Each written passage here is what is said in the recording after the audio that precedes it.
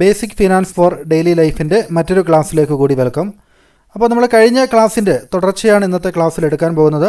അപ്പോൾ കഴിഞ്ഞ ക്ലാസ്സുകൾ കാണാത്തവർക്ക് വേണ്ടി അതിൻ്റെ പ്ലേലിസ്റ്റ് ലിങ്ക് ഞാൻ ഡിസ്ക്രിപ്ഷനിൽ കൊടുക്കുന്നുണ്ട്, അല്ലെങ്കിൽ നിങ്ങൾക്ക് എൻ്റെ സ്ക്രീനും ശ്രദ്ധിക്കാവുന്നതാണ്. അപ്പോൾ നമുക്ക് ഫിനാൻഷ്യൽ നോളേജ് എന്താണെന്നുള്ളതാണ് നമ്മൾ ഇന്ന് നോക്കുന്നത്. അപ്പോൾ financial knowledge is the foundational element of financial literacy. നമ്മുടെ കഴിഞ്ഞ ക്ലാസ്സിൽ ഫിനാൻഷ്യൽ ലിറ്ററസി എന്തെന്ന് കണ്ടു. അപ്പോൾ അതിൻ്റെ ഏറ്റവും പ്രധാനപ്പെട്ട ഒരു എലമെൻറ്റ് തന്നെയാണ് ഫിനാൻഷ്യൽ നോളേജ് എന്ന് പറയുന്നത്. അതായത് it encompasses understanding the key financial concept. അതായത് ഫൈനാൻഷ്യലായിട്ടുള്ള ഏറ്റവും പ്രധാനപ്പെട്ട ഫിനാൻസിൻ്റെ കാര്യങ്ങൾ, അതിൻ്റെ പ്രധാനപ്പെട്ട കോൺസെപ്റ്റുകൾ മനസ്സിലാക്കുക, അതുമായിട്ട് ബന്ധപ്പെട്ട തത്വങ്ങൾ, പ്രിൻസിപ്പിൾസ്, മറ്റ് ഇൻഫർമേഷൻ അതെല്ലാം നമുക്ക് മനസ്സിലാക്കുകയാണെങ്കിൽ we can make informed and effective financial decision. അതിൻ്റെയൊക്കെ അടിസ്ഥാനത്തിൽ നമുക്ക് നമ്മുടെ ഫൈനാൻഷ്യലായിട്ടുള്ള ഡിസിഷൻ തീരുമാനം എടുക്കുമ്പോൾ അത് കൃത്യമായിട്ട് എടുക്കാൻ വേണ്ടി സാധിക്കുന്നതാണ്. അപ്പോൾ ഒരാളുടെ പേഴ്സണൽ ഫൈനാൻസ് മാനേജ് ചെയ്യാൻ വേണ്ടി, അദ്ദേഹത്തിൻ്റെ എവിടെ ഇൻവെസ്റ്റ് ചെയ്യണമെന്ന് തീരുമാനിക്കാൻ വേണ്ടി, ഫ്യൂച്ചറിലേക്ക് പ്ലാൻ ചെയ്യാൻ വേണ്ടി, അപ്പോൾ അങ്ങനെ പല കാര്യങ്ങൾക്ക് വേണ്ടിയും ഈ ഒരു ഫിനാൻഷ്യൽ നോളജ് വളരെ അത്യാവശ്യമാണ്. നമുക്ക് ഫിനാൻഷ്യൽ നോളജിൻ്റെ പ്രൈമറി കോമ്പോണൻസ്, ഫിനാൻഷ്യൽ നോളജ് ഉണ്ട് എന്ന് പറയുമ്പോൾ അത് എന്തൊക്കെയാണ് അതിൻ്റെ പ്രൈമറി കോമ്പോണൻസ് നമ്മൾ നോക്കാം. നമ്മുടെ ഫിനാൻഷ്യൽ ലിറ്ററസിയുടെ കോമ്പോണൻസ് കണ്ടു. അതിൽ പറഞ്ഞിരിക്കുന്ന കുറേ കാര്യങ്ങൾ ഇതിൽ വരുന്നുണ്ട്. കാരണം ഫിനാൻഷ്യൽ നോളജ് എന്ന് പറയുന്നത് ഫിനാൻഷ്യൽ ലിറ്ററസിയുടെ ഒരു ഭാഗം തന്നെയാണ്. അതുകൊണ്ടാണ് കുറച്ച് കാര്യങ്ങൾ വീണ്ടും റിപ്പീറ്റഡ് ആയിട്ട് വരുന്നത്. അപ്പോൾ നമുക്ക് ബേസിക്കായിട്ട് ഫൈനാൻഷ്യൽ കോൺസെപ്റ്റുകൾ നമ്മൾ മനസ്സിലാക്കിയിരിക്കണം. അതിൽ നമ്മൾ ഇൻട്രസ്റ്റ് റേറ്റിനെ കുറിച്ച് മനസ്സിലാക്കിയിരിക്കണം. ഓരോ കാര്യങ്ങളും നമ്മൾ ഇൻവെസ്റ്റ് ചെയ്യുമ്പോൾ എത്ര രൂപ നമുക്ക് റിട്ടേൺ കിട്ടും, നമ്മൾ ബോറോ ചെയ്യുകയാണെങ്കിൽ അതിൻ്റെ കോസ്റ്റ്, അതിൻ്റെ ഇൻട്രസ്റ്റ് റേറ്റ് എത്രയാണ്, തുടങ്ങിയ കാര്യങ്ങളൊക്കെ മനസ്സിലാക്കിയിട്ട് മാത്രമേ നമ്മൾ ലോൺ എടുക്കാനും ക്രെഡിറ്റ് കാർഡ് ഉപയോഗിക്കാനും സേവിങ്സ് ബാങ്ക് അക്കൗണ്ടുകൾ ഓപ്പൺ ചെയ്യാനും അത്തരം കാര്യങ്ങളൊക്കെ വേണ്ടി നമ്മൾ കൃത്യമായിട്ടുള്ള തീരുമാനം എടുക്കാൻ വേണ്ടി സാധിക്കുകയുള്ളൂ. അപ്പോൾ തന്നെ നമ്മൾ ഇൻഫ്ലേഷനെ കുറിച്ച് പഠിച്ചിരിക്കേണ്ടതാണ്. അതായത് നമുക്ക് നമ്മുടെ പ്രൈസ്, നമ്മുടെ വില നിലവാരം അത് കൂടിക്കൊണ്ടിരിക്കാനുള്ള സാധ്യതയുണ്ട്. അപ്പോൾ അത്തരത്തിലുള്ള പണപ്പെരുപ്പത്തിൻ്റെ സാധ്യതകൾ അതിനെക്കുറിച്ച് കൃത്യമായിട്ട് മനസ്സിലാക്കുകയാണെങ്കിൽ നമുക്ക് നമ്മുടെ ലോങ് ടൈം ഫൈനാൻഷ്യൽ ഗോളുകൾ സെറ്റ് ചെയ്യുമ്പോൾ ഈ ഒരു ഇൻഫ്ലേഷൻ എന്ന് പറയുന്ന കാര്യങ്ങൾ കൂടി പരിഗണിക്കേണ്ടതാണ്.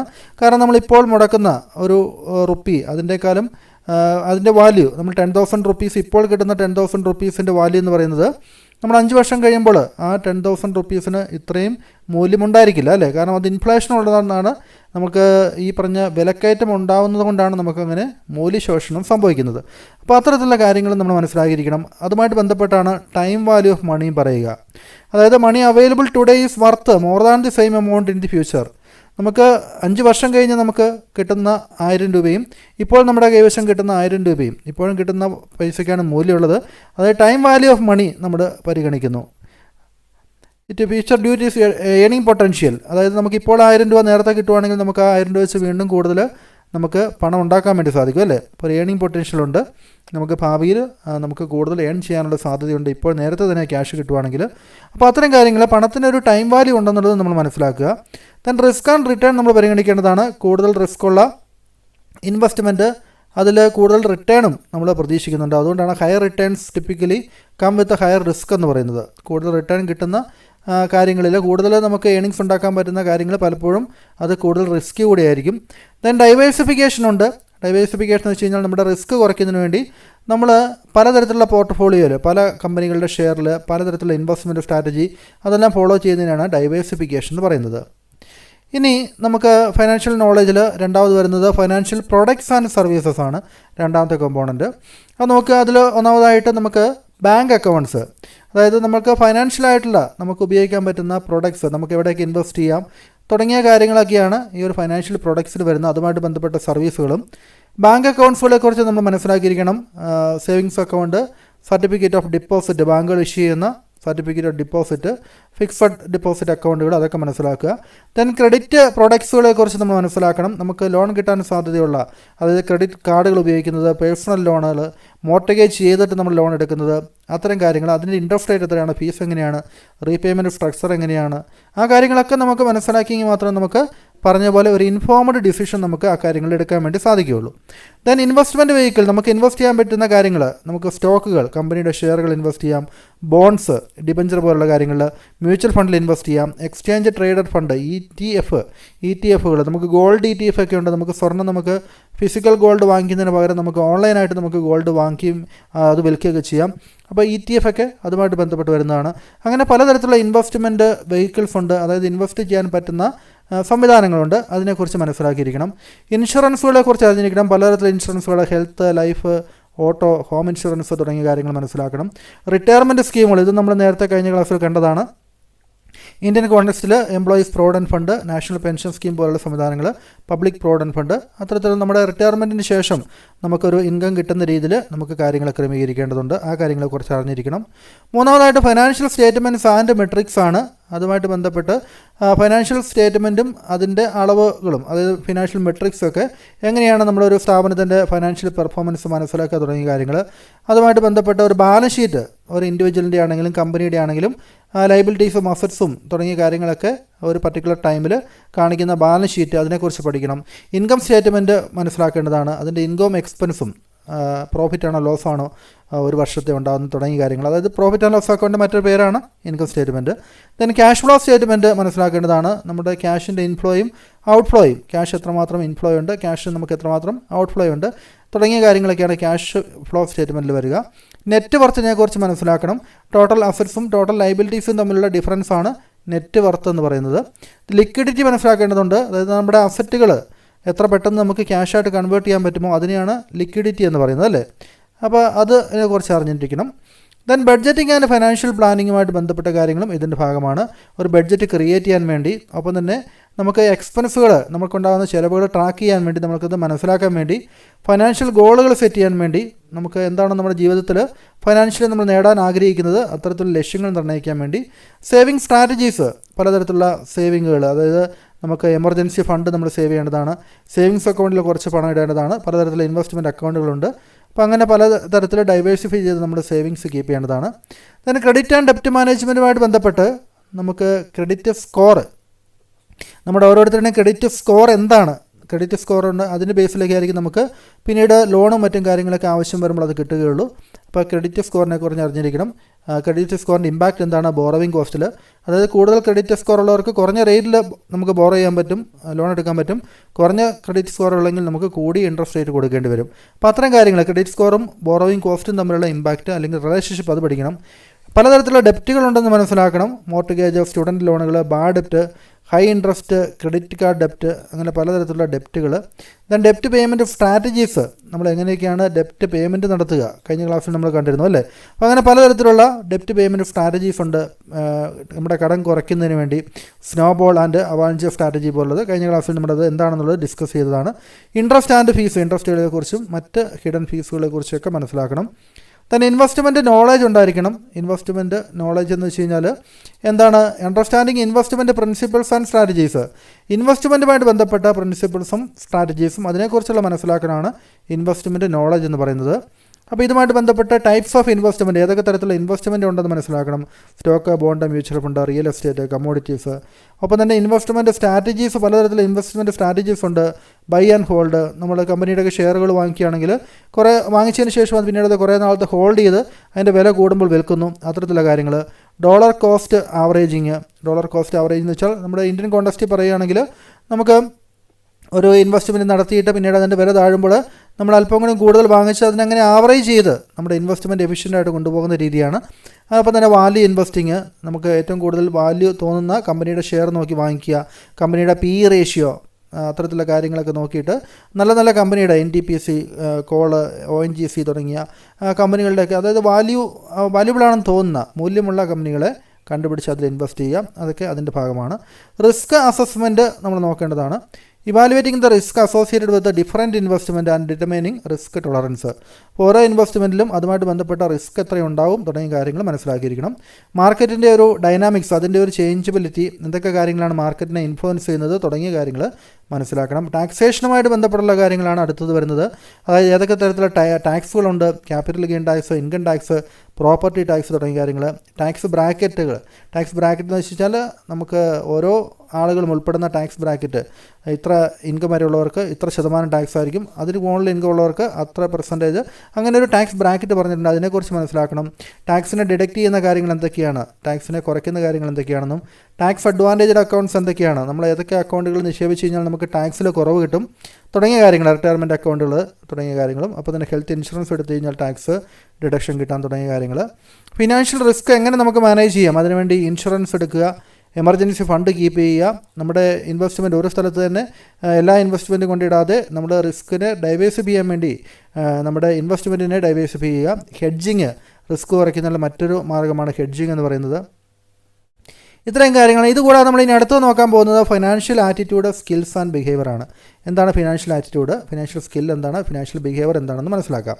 ഫിനാൻഷ്യൽ ആറ്റിറ്റ്യൂഡ് എന്ന് വെച്ച് കഴിഞ്ഞാൽ it refers to an individual mindset, feelings and beliefs towards managing money and financial decision. Financial decision എടുക്കുന്ന കാര്യത്തിലും ഒപ്പം തന്നെ നമ്മുടെ പണം മാനേജ് ചെയ്യുന്ന കാര്യത്തിലും ഓരോരുത്തരുടെയും ഓരോ ആറ്റിറ്റ്യൂഡായിരിക്കും, ഓരോരുത്തർക്ക് ഓരോ മൈൻഡ് സെറ്റായിരിക്കും, ഓരോരുത്തരെക്കുറിച്ചും ഓരോ ഫീലിങ്സും ഓരോ ബിലീഫ്സും വിശ്വാസങ്ങളും ഉണ്ടാവും. അപ്പോൾ അതിനെയാണ് അവരുടെ ഫിനാൻഷ്യൽ ആറ്റിറ്റ്യൂഡ് എന്ന് പറയുന്നത്. അപ്പോൾ ഫിനാൻഷ്യൽ ആറ്റിറ്റ്യൂഡാണ് ഒരാളുടെ ഫിനാൻഷ്യൽ ബിഹേവിയറിനെയും അതിൻ്റെ ഔട്ട്കംസിനെയും അതിൻ്റെ പരിണിത ഫലങ്ങളെയൊക്കെ നിർണ്ണയിക്കുന്നത്. ഓരോരുത്തരുടെയും ഫിനാൻഷ്യൽ ആറ്റിറ്റ്യൂഡാണ്. ഫിനാൻഷ്യൽ ആറ്റിറ്റ്യൂഡുമായിട്ട് ബന്ധപ്പെട്ട വാല്യൂ ഓഫ് മണി, അതായത് നമ്മൾ പണത്തിൻ്റെ മൂല്യം എന്താണെന്നും നമ്മുടെ personal and financial goal achieve ചെയ്യാനും പണം എത്രമാത്രം അത്യാവശ്യമുണ്ട് എന്നുള്ളതിനെക്കുറിച്ച് നമ്മൾ മനസ്സിലാക്കുക. അത് എന്നുള്ളതാണ് ഈ വാല്യൂ ഓഫ് മണി എന്നുള്ളത് ഉദ്ദേശിക്കുക. ഓരോരുത്തരും പണത്തിന് കൊടുക്കുന്ന മൂല്യം പലതായിരിക്കും. അപ്പോൾ അത് അവരുടെ ഫിനാൻഷ്യൽ ആറ്റിറ്റ്യൂഡിനെ ബേസ് ചെയ്തിരിക്കും. രണ്ടാമത് സ്പെൻഡിങ് വേഴ്സസ് സേവിങ്സ്. ചില ആളുകൾ കയ്യിൽ കിട്ടിയ ഉടൻ തന്നെ അത് കൂടുതലും സ്പെൻഡ് ചെയ്യും, കുറച്ച് സേവ് ചെയ്യുള്ളൂ. ചില ആളുകൾ അത് കൂടുതൽ സേവ് ചെയ്തിട്ട് കുറച്ച് സ്പെൻഡ് ചെയ്യുള്ളൂ അല്ലേ. അപ്പോൾ അങ്ങനെ രണ്ട് തരത്തിലുള്ള ഫിനാൻഷ്യൽ ആറ്റിറ്റ്യൂഡ് ഉണ്ടാവും. Risk tolerance. ചില ആളുകൾ റിസ്ക് കൂടുതൽ ഏറ്റെടുക്കാൻ തയ്യാറാവും, റിട്ടേൺ കൂടുതൽ കിട്ടുമെന്നുണ്ടെങ്കിൽ അല്ലെങ്കിൽ കിട്ടുമെന്ന് പ്രതീക്ഷിക്കുന്നുണ്ടെങ്കിൽ. ചില ആളുകൾ റിസ്ക് ഇല്ലാത്ത ഇൻവെസ്റ്റ്മെൻ്റ് ആയിരിക്കും നോക്കുന്നത്. അപ്പോൾ റിസ്കിൻ്റെ ഒരു ടോളറൻസ്, റിസ്ക് എത്രമാത്രം സഹിക്കാൻ പറ്റും, അതും പല ആളുകൾക്കും പല ആറ്റിറ്റ്യൂഡായിരിക്കും അല്ലേ, financial attitude. Then future orientation നോക്കേണ്ടതുണ്ട്. നമ്മൾ ഭാവിയിലെക്കുറിച്ച് പ്ലാൻ ചെയ്ത് ലോങ് ടൈമിലേക്ക് റിട്ടയർമെൻറ്റിലേക്ക് വേണ്ടി പ്ലാൻ ചെയ്യുന്നവരുണ്ടാവും, പ്ലാൻ ചെയ്യാത്തവരുണ്ടാവും. ഫിനാൻഷ്യൽ റെസ്പോൺസിബിലിറ്റി ഏറ്റെടുക്കാൻ കഴിവുള്ള ആളുകൾ അങ്ങനെ ഏറ്റെടുക്കുന്നവരുണ്ടാവും. അതിൻ്റെ കോൺസിക്വൻസസ് എന്താണെന്ന് മനസ്സിലാക്കിയിരിക്കുന്നവരുണ്ടാവും. തുടങ്ങിയതൊക്കെയാണ് നമ്മൾ ഫിനാൻഷ്യൽ ആറ്റിറ്റ്യൂഡിൽ വരിക. മറ്റൊരു ഐറ്റം ഫിനാൻഷ്യൽ സ്കില്ലാണ്. അതായത് നമുക്ക് പണത്തെ മാനേജ് ചെയ്യാൻ വേണ്ടി, ഫിനാൻസിനെ മാനേജ് ചെയ്യാൻ വേണ്ടി നമുക്കുള്ള പ്രായോഗികമായിട്ടുള്ള കഴിവുകളെയാണ് നമ്മൾ ഫിനാൻഷ്യൽ സ്കിൽ എന്ന് പറയുന്നത്. ഉദാഹരണത്തിന് ഫിനാൻഷ്യൽ സ്കില്ലുകൾ, പ്രധാനപ്പെട്ട ഫിനാൻഷ്യൽ സ്കിൽ എന്ന് വെച്ച് കഴിഞ്ഞാൽ ബഡ്ജറ്റ് പ്രിപ്പയർ ചെയ്യുക. ഒരാളുടെ ഇൻകം എക്സ്പെൻസൊക്കെ നമ്മൾ മനസ്സിലാക്കിയിട്ട് ബഡ്ജറ്റ് മുൻകൂട്ടി നമ്മൾ എത്രയൊക്കെ ആയിരിക്കണം, എക്സ്പെൻസ് എത്ര, ഇൻകം എത്ര കിട്ടും തുടങ്ങിയ കാര്യങ്ങളെക്കുറിച്ച് മുൻകൂട്ടി തയ്യാറാക്കുന്ന ആ ഒരു ഡോക്യുമെൻ്റാണ് ബഡ്ജറ്റ് എന്ന് പറയുന്നത്. അപ്പോൾ ബഡ്ജറ്റ് പ്രിപ്പറേഷൻ സ്കില്ല്. ഒപ്പം തന്നെ സേവിങ് സ്കില്ല്, നമുക്ക് കിട്ടുന്ന ഇൻകത്തിൻ്റെ ഒരു പോർഷൻ നമ്മൾ സേവ് ചെയ്യാനുള്ള സ്കില്ല്. എമർജൻസീസ് ഒക്കെ വരുമ്പോൾ അത് ഉപയോഗിക്കാൻ വേണ്ടി നമുക്ക് പണം മാറ്റി വയ്ക്കുന്ന ആ ഒരു സ്കില്ല്. ഇൻവെസ്റ്റിംഗ് ഉണ്ട്, നമ്മൾ എങ്ങനെയാണ് വൈസായിട്ട് ഇൻവെസ്റ്റ് ചെയ്യണം, അതായത് ബുദ്ധിപൂർവ്വം നമ്മൾ ഇൻവെസ്റ്റ് ചെയ്യണം, കൂടുതൽ റിട്ടേൺ കിട്ടുന്ന രീതിയിൽ പലതരത്തിലുള്ള ഇൻവെസ്റ്റ്മെൻറ്റുകൾ നമ്മൾ ഉപയോഗിക്കേണ്ടതാണ്. അപ്പോൾ ഇൻവെസ്റ്റിംഗ് എന്ന് പറയുന്നത് ഒരു ഫിനാൻഷ്യൽ സ്കില്ലിൻ്റെ ഭാഗമാണ്. ഡെപ്റ്റ് മാനേജ്മെൻറ്റ്, കടമെടുത്തിട്ടുണ്ടെങ്കിൽ അത് കൃത്യമായിട്ട് റീപേയ്മെൻറ്റ് നടത്താനും ഇൻട്രസ്റ്റ് റേറ്റ് കൊടുക്കാനും ക്രെഡിറ്റ് സ്കോറൊക്കെ കൃത്യമായിട്ട് മെയിൻറ്റെയിൻ ചെയ്യാനൊക്കെ സാധിക്കണം. ഫിനാൻഷ്യൽ പ്ലാനിങ് നമുക്കുണ്ടായിരിക്കണം, കൃത്യമായിട്ടുള്ള ഒരു ഫിനാൻഷ്യൽ പ്ലാനോട് കൂടി മുന്നോട്ട് പോകണം.